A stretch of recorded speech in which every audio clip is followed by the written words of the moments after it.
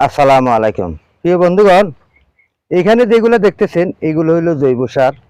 এই টাঙ্কিগুলো এগুলো হলো জৈব সারের টাঙ্কি। এখানে কিন্তু জৈব সার তৈরি হচ্ছে। এই যে আমার পাশে দেখতেছেন এগুলা সম্পূর্ণ জৈব সার। কিভাবে জৈব সার তৈরি করতেছে, এখানে যে গরুর বর্জ্যগুলা, এই গরুর বর্জ্যগুলা কিন্তু এখানে রাখা হচ্ছে। ভিতরে কিন্তু টাঙ্কি, বড় টাঙ্কি। এই যে এখানে দেখতেছেন এটা হলো ভিতরের নিচে কিন্তু টাঙ্কি। এখানে কিন্তু কেঁচো দেওয়া হয়েছে। এই কেঁচো দিয়ে এখানে কিন্তু সারগুলা তৈরি করা হচ্ছে। এই যে দেখতেছেন এখানে এটা হলো জৈব সার। এই জৈব সার এখানে তৈরি হচ্ছে। এরপরে এগুলা কিন্তু চাষাবাদ করবে, জমিনে ফেলবে। কিন্তু এটা 1 বছর পর্যন্ত, এবার 7 থেকে 8 মাস 9 মাস পর্যন্ত এগুলা পচানি হয়।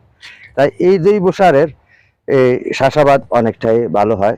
কারণ এখানে বিভিন্ন রকমের চাষাবাদ হয়, জমিনে দেওয়া হয়। কিংবা যারা রসুনের চাষাবাদ করে, বিভিন্ন রকমের ফসলাদি লাগায়।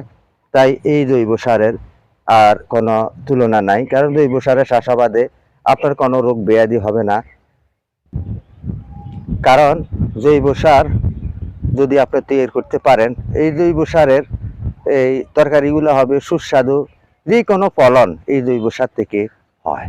কারণ আপনি যদি এইভাবে টাঙ্কি দিয়ে এইভাবে হাউস করে যদি আপনি সেখানে গরুর বর্জ্যগুলা কিংবা আপনার এই মুরগির বর্জ্যগুলা এভাবে রেখে দেন, সেখানে আপনি কেঁচো ছেড়ে দিবেন। কেঁচো ছেড়ে দিলে সেখানে আপনার এই জৈব সারগুলা তৈরি হয়ে যাবে।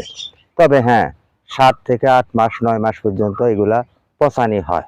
যখন আবার আপনার যখন রসুন লাগানোর সময় আসে কিংবা বিভিন্ন রকমের সবজি লাগানোর সময় আসে, তখন এই জৈব সার জমিনে ব্যবহার করা হয়। তাহলে জৈব সার অনেকে কম্পোস্ট সার বলা হয়। তো যাই হোক, এই সারগুলো আপনি যদি নিজে তৈরি করতে পারেন, তাহলে আমরা রাসায়নিক সার থেকে মুক্তি পাবো। রাসায়নিক সারের খাদ্য খাইয়ে আমাদের বিভিন্ন রকমের রোগ ব্যাধি হয়ে যাচ্ছে। তাই আমরা গরু বেশি না থেকে আমাদের মুরগির বর্জ্য, গরুর বর্জ্য এবং কি সবজির, এগুলো আমরা এভাবে হাউস তৈরি করে সেখানে যদি আমরা এগুলো পচাইতে পারি, তাহলে এগুলো আমাদের সার হয়ে যাবে। সেই সার যদি আমরা জমিনে কিংবা গাছগাছালির ব্যবহার করি, তাহলে আমাদের জন্য অনেকটাই ভালো হবে। আশা করি বুঝতে পারতেছেন।